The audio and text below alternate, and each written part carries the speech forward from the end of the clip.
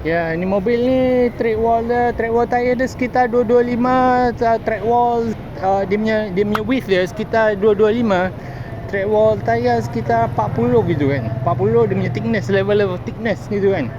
Level of thickness lu lihat sendirilah kan. Itu mobil. Lantas apa nama?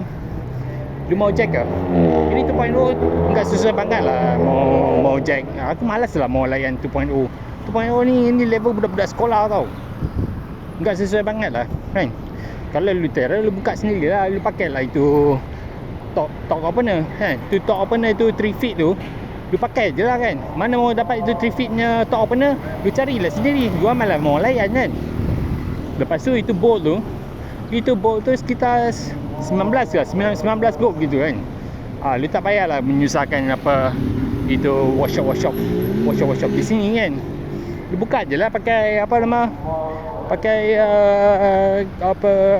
pakai top opener tu lu plug in itu bolt sekitar 19 gitu, dia boleh masuk kan. Berapa dia punya keincian itu, dia sekitar 3 suku inci gitu. 3 suku inci punya dia punya bolt top opener gitu kan. Lepas tu lu masuk itu bolt, lu plug in. Mana lu mau cari itu top opener, lu cari sendirilah kan. Apa dia mikirin dia salat-salat gitu, dia terror banget lah. Pergi mampus lah dia menipu lah kan.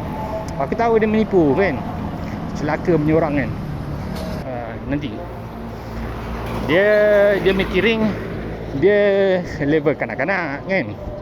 Level kanak-kanak kan. Kalau lu terror, lu buat lah kerja workshop lah. Tengah hari buta ni kan, lu turun workshop kan. Janganlah tunjuk lu punya kebaikan lu dalam aircon aja kan. Marilah turun dekat panas-panas ni kan.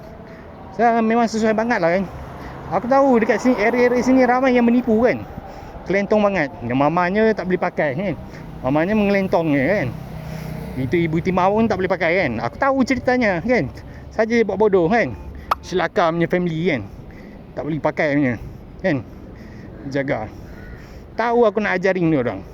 Celaka punya family.